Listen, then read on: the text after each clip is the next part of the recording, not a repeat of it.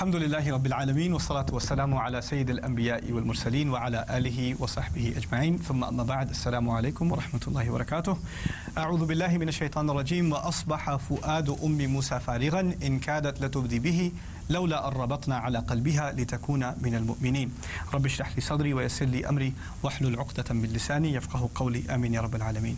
कुरान का हर लफ्ज़ अपनी जगह पर बिल्कुल जैसा होना चाहिए वैसा ही है और अपनी जगह से हटाया नहीं जा सकता। कुरान के कई अल्फाज ऐसे हैं कि वो दो मुख्तलिफ अल्फाज हैं लेकिन उनका उर्दू में या किसी और ज़बान में तर्जुमा एक ही होता है।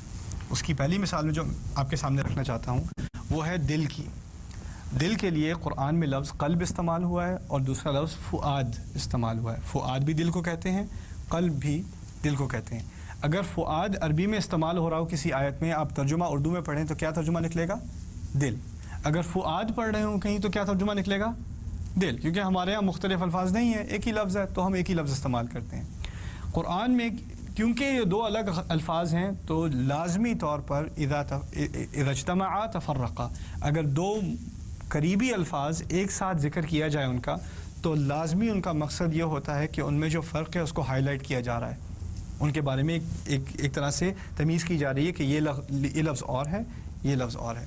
अच्छा, एक आयत है कुरान की मूसा अलैहिस्सलाम की वालदा के बारे में रज़ियल्लाहु तआला अन्हा, उनके बारे में आयत है व अस्बह फुआदु उम्मी मूसा फारिगन। मूसा अलैहिस्सलाम की वालदा को इल्हाम किया गया था कि आप अपने बच्चे को एक टोकरी में डालें और टोकरी को दरिया में फेंक दें। वो आप अंदाज़ा करें, एक माँ के लिए एक छोटे से बच्चे को, दूध पीते बच्चे को टोकरी में डालना और फिर टोकरिया को दरिया में फेंकना। दरिया में आराम से नहीं डालना, अलक़ीही फ़िल यम, फेंको उठा के उसको दरिया में, फेंको उठा के। ये आसान काम है? It's almost impossible, almost impossible. अच्छा, वो कर चुकी वो काम, किसी ना किसी तरह उनमें हिम्मत आई, उन्होंने ये काम कर लिया। अच्छा, अब क्योंकि दरिया है तो टोकरी एक ही जगह रहेगी कि चलती रहेगी? चलती रहेगी और इतनी दूर जाएगी कि अब नज़र भी नहीं आ रही। अब उस वक्त का सीन बताया जा रहा है सूरह क़सस में एक आयत में, व अस्बह फुआदु उम्मी मूसा फारिगन। मैं उर्दू में आसान तर्जुमा कर दूँ पहले, मूसा की माँ का दिल खाली होता रहा, खाली हो गया था। इन कादत लतुब्दी बिही, तकरीबन इस तक नौबत आ गई कि वो अपनी जो सीक्रेट है, सीक्रेट क्या कहते हैं, राज, अपना राज खोलने को तैयार हो गई थी तकरीबन। यानी मकसद कहने का ये है कि अब बच्चा नज़र भी नहीं आ रहा, उनकी ऐसी हालत हो गई कि वो घर से बाहर निकल के चीखना शुरू कर दे, मेरा बच्चा, मेरा बच्चा, मेरा बच्चा। लेकिन इस पर नौबत नहीं आई, वो अपने आप को खामोश रख सकें। लौला अन रबतना अला क़ल्बिहा, अगर ये ना होता कि हम उनके दिल को रोके रखते, ये एक्चुअली लफ्ज़ी तर्जुमा होगा बांधे रखते। रबता अला क़ल्ब, रब्त कहते हैं बांधने को, ओके। लौला अन रबतना अला क़ल्बिहा, अगर अब उनके दिल को बांधे ना रखते, लितकूना मिनल मुअमिनीन, ताकि वो ईमान वालों में से रहें, यानी उनको ईमान रहे कि बच्चा वापस आएगा। अल्लाह ताला का वादा था कि बच्चा वापस आ जाएगा। अच्छा, इस आयत में उनके दिल का जिक्र दो दफ़ा है। पहली दफ़ा उनका दिल खाली हो चुका था, याद है? दूसरी दफ़ा उनके दिल को बांधा गया। मज़े की बात यह है कि पहली दफ़ा जब दिल का जिक्र किया तो फ़ुआद का लफ्ज़ इस्तेमाल है अरबी में। दूसरी दफ़ा जब उसी दिल का जिक्र है, उसी औरत का जिक्र है, उसी के दिल का जिक्र है, क़ल्ब का लफ्ज़ इस्तेमाल है। तो एक दफ़ा फ़ुआद और दूसरी दफ़ा क़ल्ब। उर्दू तर्जुमे में ये बात वाज़ेह है कि नहीं? उर्दू तर्जुमे में उनका दिल खाली हो गया और उनके दिल को बांधा गया। दिल और दिल एक ही लफ्ज़ इस्तेमाल हुआ है, ठीक है ना? तो उर्दू में और किसी भी और तर्जुमे में, इंग्लिश में हार्ट एंड हार्ट, कोई तर्जुमे में फ़र्क पता नहीं चलेगा आपको। अगर फ़र्क है तो अरबी में है, फ़र्क है तो अरबी में है, तो इसको समझने की कोशिश करें। अब फ़ुआद असल में आम लफ्ज़ नहीं है दिल का। फ़ुआद कहते हैं ऐसे गोश्त के टुकड़े को जो आग में पड़ा हुआ हो, उसे फ़ुआद कहते हैं। यहाँ तक कि बारबेक्यू जो मीट होता है ना आपका, उसे लहमुन फ़ईद कहते हैं, फ़ुआद से ही निकलता है वो लहमुन फ़ईद, ऐसा गोश्त जो आग में पड़ा हुआ हो। अच्छा, फ़ुआद का लफ्ज़ मुहावरे में इसलिए इस्तेमाल होता है कि कभी कभी इंसान या बहुत ज़्यादा खौफ में होता है, या बहुत ज़्यादा गुस्से में होता है, या बहुत ज़्यादा खुशी में होता है, या बहुत ज़्यादा एक्साइटमेंट में होता है, या बहुत ज़्यादा उदासी में होता है, या बहुत डिप्रेशन में होता है।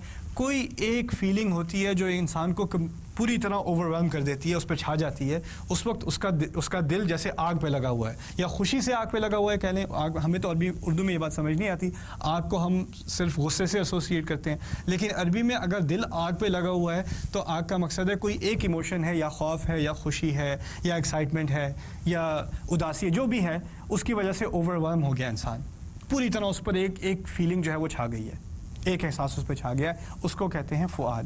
ایسے دل کو فؤاد کہتے ہیں. جب دل یعنی دوبارہ مطمئن ہو جائے اور عام حالات میں اس کو فؤاد نہیں کہا جاتا، اس کی کیا جاتا ہے، قلب کہا جاتا ہے اسے، پھر قلب. اب اس آیت کے شروع میں بچے کو دریا میں پھینکا جا رہا ہے، اس حالت میں ماں کا دل فؤاد ہوگا یا قلب ہوگا؟ وہ تو فؤاد ہوگا. وَأَصْبَحَ فُؤَادُ أُمِّ مُوسَىٰ فَارِغًا إِنْ كَادَتْ لَتُبْدِي بِهِ. موسیٰ کی ماں کا فؤاد تو بالکل خالی ہوتا گیا، وہ تقریباً باہر چیخیں مارتی ہوئی نکل گئی، اپنا راز کھولنے پر آمادہ ہو گئی. لولا الربطنا علی قلبها، اگر یہ نہ ہوتا کہ ہم اس کے قلب کو باندھ کر نہ رکھتے، یعنی اللہ تعالیٰ نے ان کو دوبارہ تسلی دے کر کام کر کے ان کو دوبارہ he calmed her down. calm her down, how do you say that in Urdu? اطمینان دے کے ان کو دوبارہ مطمئن کر کے اگر ان کو تسلی نہ دی ہوتی تو وہ فؤاد کا فؤاد ہی رہتا، اور اگر فؤاد ہی رہتا تو وہ باہر آ کے سب کو بتا دیتی کہ یہ میرا بچہ ہے، اور بچہ سروائیو نہ کرتا.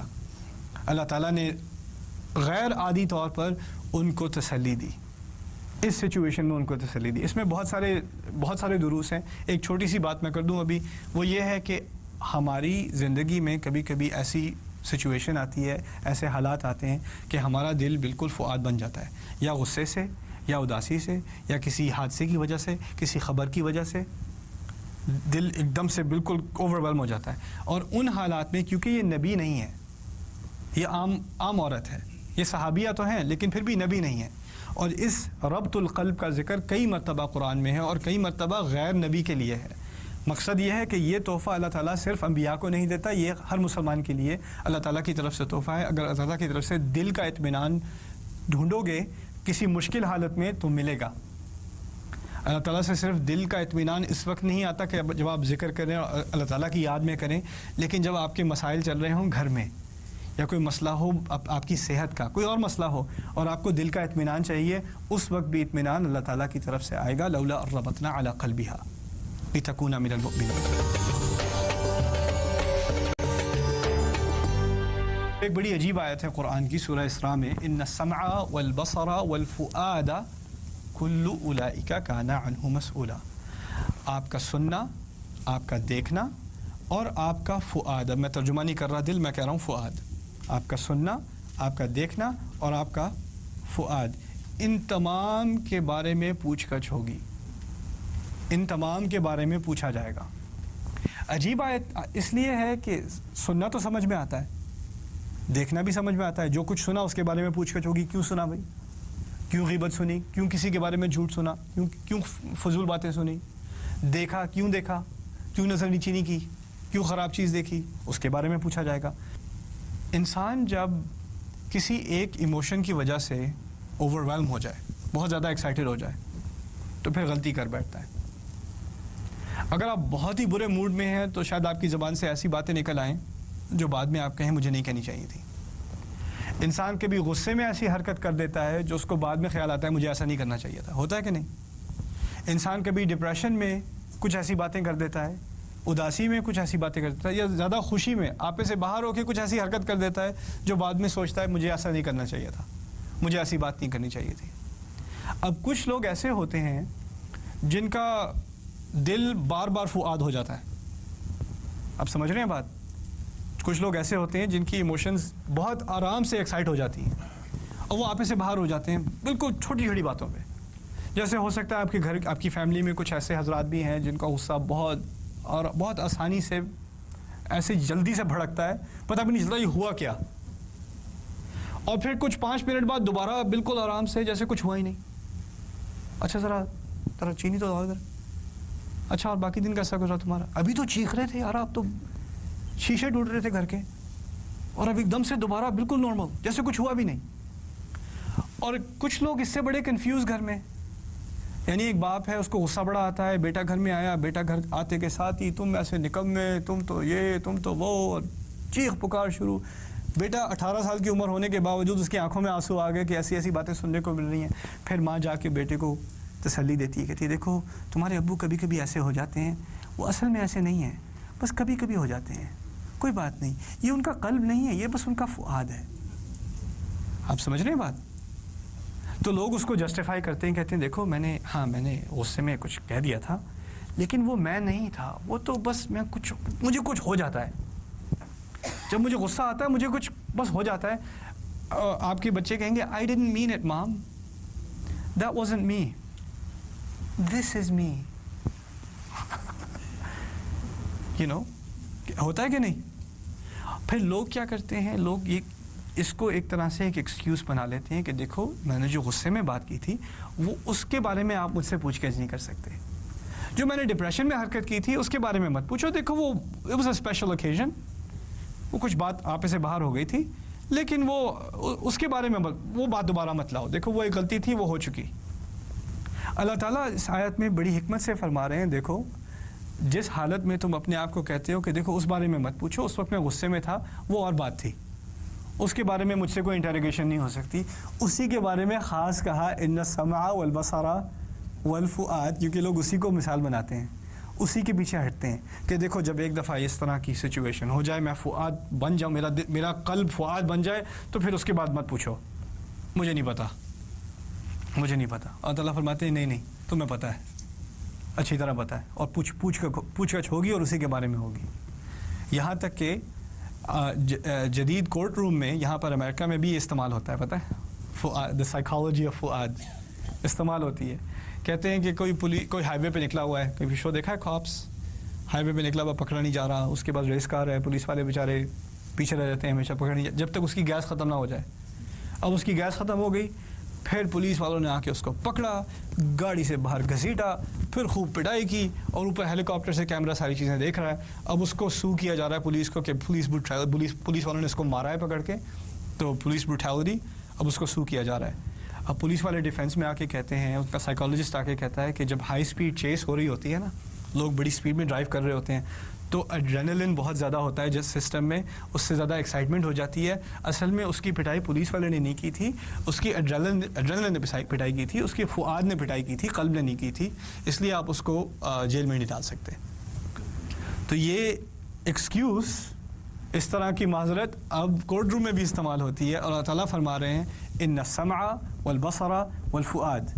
اس کی ایک اور مینیفیسٹیشن کیا ہوتی ہے, کہیں زلزلہ آیا یا سیلاب آیا یا کوئی انریسٹ ہوا, تو لوگ کیا کرتے ہیں, عام آدمی, عام طور پہ بالکل عام آدمی ہے, یعنی اسکول ٹیچر ہے, اکاؤنٹنٹ ہے, جو بھی ہے, جب ایک دفعہ دکانوں کی توڑ پھوڑ شروع ہوئی اور لوگوں نے گاڑیاں لوٹنی شروع کی اور دکانوں میں سے ٹی وی اٹھا کے لے جا رہے ہیں, اسکول ٹیچر, عام آدمی, پاگل نہیں ہے وہ, بالکل سیدھا سادہ انسان ہے, اس کو بھی دیکھیں کیمرے پہ کیا کر رہا ہے, وہ بڑا سا ٹی وی لے کے وہ جا رہا ہے, اور پھر وہ بھی کورٹ روم میں پہنچا, اس کے بارے میں سوال جواب ہو رہے ہیں, تم نے یہ حرکت کیوں کی, I don't know what happened. اور سائیکالوجسٹ کہہ رہا ہے دس از موب مینٹیلٹی. جب تمام موب ایسی حرکتیں کر رہا ہو تو انسان کا سر گھوم جاتا ہے, وہ بھی حرکتیں کرنی شروع کر دیتا ہے, وہ سوچتا نہیں کر کیا رہا ہے. یعنی وہ بھی یہ آرگیومنٹ کر رہے ہیں کہ دیکھو اس وقت وہ قلب نہیں تھا, اس وقت وہ فؤاد تھا, اس کو مت پوچھو, اس کو معاف کر دو. اللہ تعالیٰ کہہ رہے ہیں نہیں, یہ بالکل معاف نہیں ہوگا, اس کے بارے میں سوال پوچھا جائے گا, تم اپنی تمام حرکتوں کے لیے خود ذمہ دار ہو, تمہاری کوئی ایکسکیوزز نہیں ہے. ان السمع والبصر والفؤاد. اب دیکھیں, اگر آپ اس آیت کا ترجمہ دل پڑھیں اور گزر جائیں تو یہ ساری بات نکلے گی کہ نہیں؟ بالکل آگے سے آپ بالکل ایسے گزر جائیں گے جیسے کچھ بات ہی نہیں ہوئی.